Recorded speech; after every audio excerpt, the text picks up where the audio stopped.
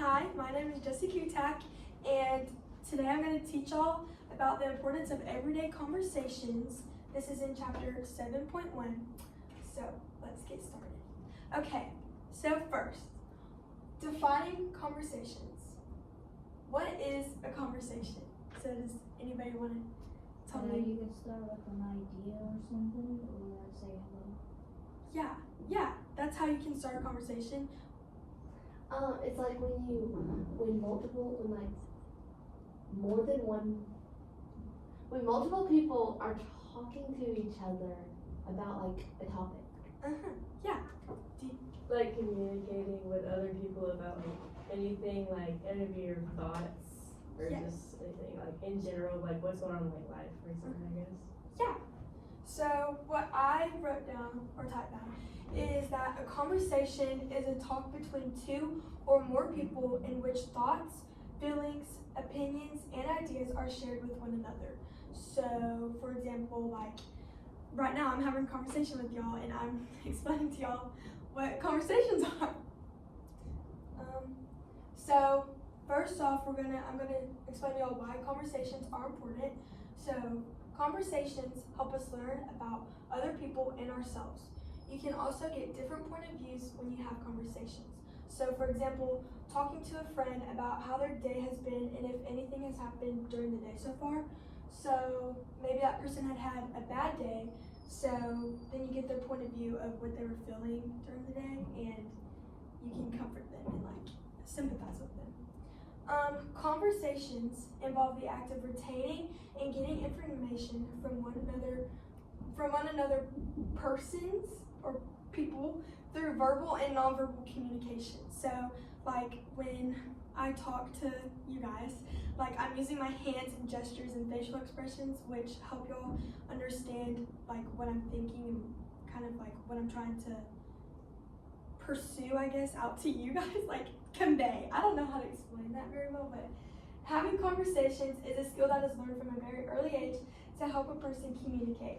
So another example of this could be from when you were a toddler and you started communicating to your guardians through things you wanted, like a bottle, like you use noises and like you point, which is verbal and nonverbal communication. Fulfills of communication. So social needs happen when you're having a conversation, and that happens through you giving or receiving affection from a person and being friendly. Physical needs are it keeps the body functioning. So when you have a conversation with the person, you are using your brain to understand what they're saying and help you give them an answer back. Identity needs. Conversations present ourselves to others and show our own identity and our personality in how we think about things. Practical needs are what needs to be accomplished when having interactions with others. Some key concepts of conversations would be active listening, because active listening is very important when having a conversation. Giving your full attention to the speaker and understanding what is happening through verbal and nonverbal communication. Nonverbal communication helps us understand what someone is conveying in a conversation. Verbal communication uses spoken words to convey a message. And then turn taking is also important when having a conversation because it allows both people to listen and speak and still have a respectful interaction with each other. So the next thing is types of conversations. So we have one-way conversations, which is when one person speaks and the others listen without a response, which is kind of what's happening right now. I'm talking to you guys and y'all are receiving the information I'm giving to y'all. And two-way conversations is when both people share information and give one another responses. So that's like how we were a second ago when I was asking y'all questions. Y'all were giving me answers and we were communicating. Cooperative communications is a conversation where everyone is contributing and is interested in the conversation.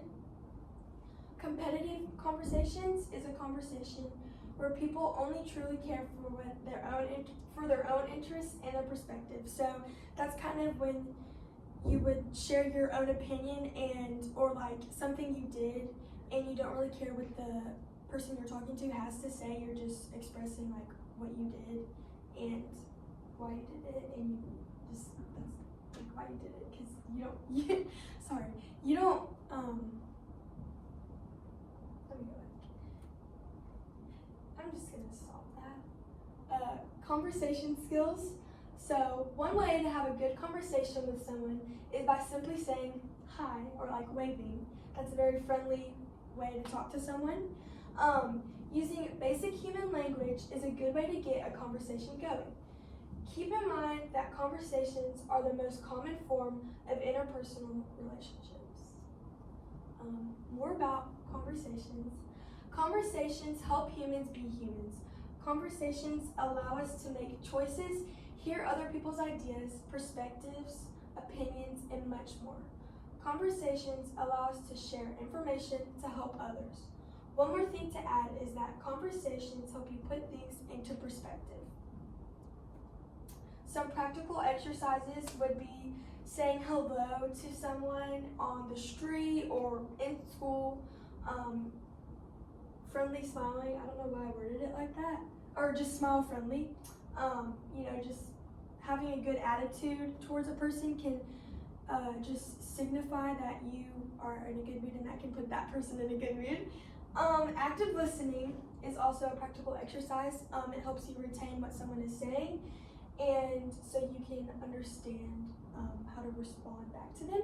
And you can also ask questions, which is something that you pretty much do in every conversation.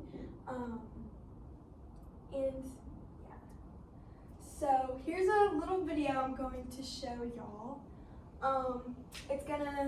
It's supposed to help improve your ability to have conversations with others and how to start conversations with other people.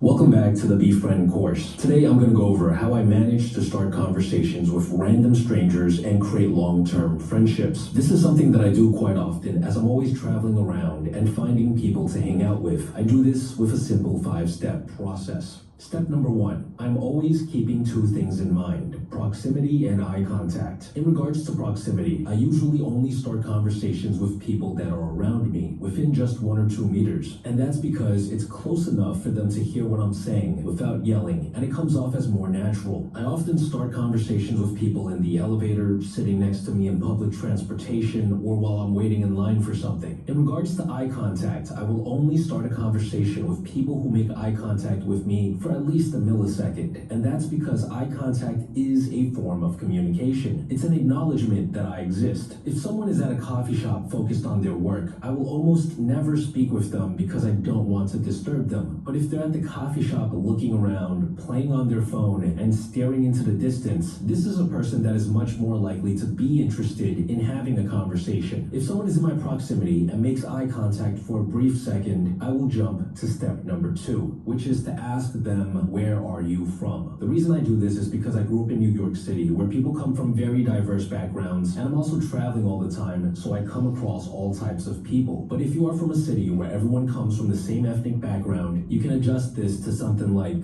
what part of town are you from? I've never once had a bad reaction to this opening line out of the thousands of times I've used it throughout my life. Once they respond, we can move on to step number 3. Step number 3 is to share what you know or ask them a question about their background. This is a bit tricky, so let me show you how I usually do it with a few examples. So a year ago, I came across a taxi driver in New York City who was from Bhutan. When he told me that he was from Bhutan, I said, oh wow, I never met anyone from there before, but I heard it's the happiest country on the planet. Is that true?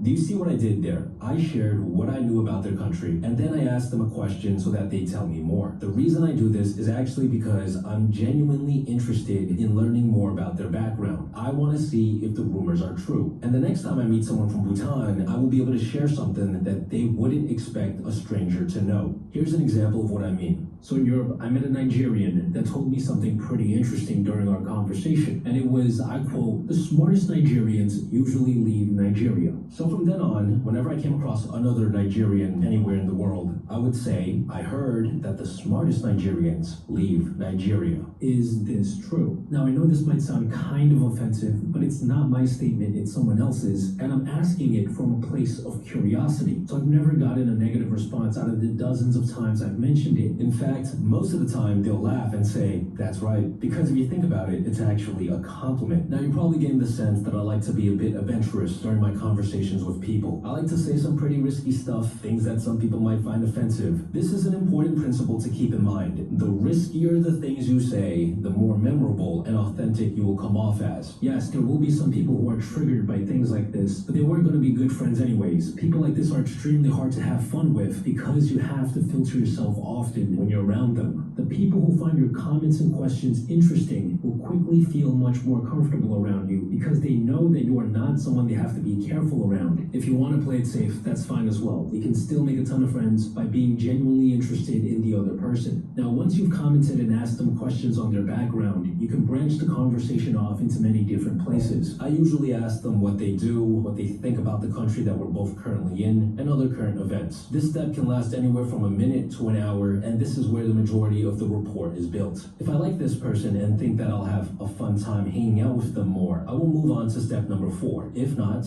I wish them well and I say my goodbyes. Step number 4 is simple. I invite them out. If I'm in a city with a good nightlife, I'll ask them to go for drinks. If not, I'll ask them to come eat with me. It's as simple as that. Being a fun person to hang out with is basically more of step number 3 and some other conversation skills that we'll cover in later episodes of the Befriend course. But essentially, once you've invited them out, there's only one last step, and that's step number 5. The next time you see them, mention their name just one time. This shows them that you actually remembered their name. You don't need to say it more than once, in my opinion, because just saying it once will cause the other person to think, wow, this dude actually remembered my name. And that's enough. And that's it. This is how you start conversations with just about anyone and pivot that conversation into a potential friendship. If you're interested in learning more about how to befriend people and improve your social skills, make sure you watch all of the episodes in the Befriend course and hit the bell icon so you don't miss the next episode. Besides that, guys, stay tuned. Okay. So that was the little. Oh. How do you know? So that was the video. To kind of help you learn how to communicate with people if you have trouble doing that. Welcome back to the Befriend course. So, do y'all have any questions about conversations, or like just want to start a conversation with me about like any type of topic at all?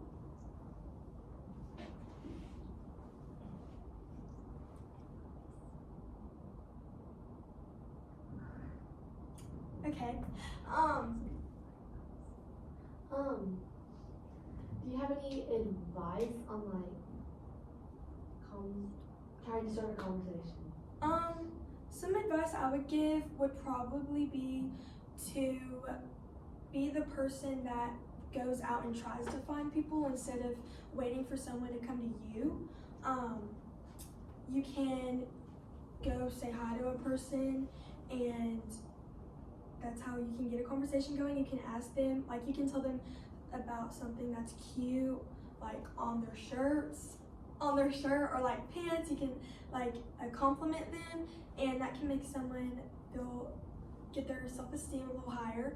And you can ask them about their day, or you can ask them about something they have, like what is it, like where'd you get something from, some things like that. Any more questions? I had one, but I lost it. Okay, that's okay. So that's really all I have. I don't use slides.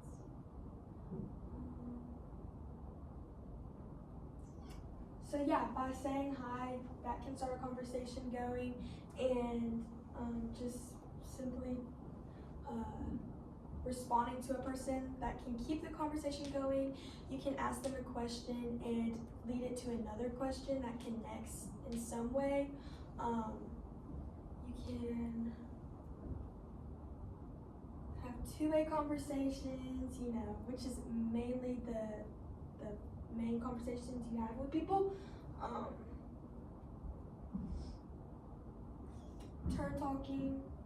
Turn taking, sorry. You know, that happens whenever you talk with somebody, you take turns. You don't want to talk over someone because then that can make someone feel annoyed.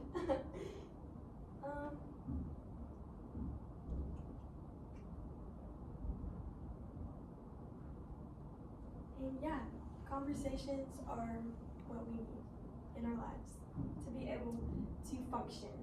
But yeah, that's Welcome all I back to the have. Befriend course. Thank you.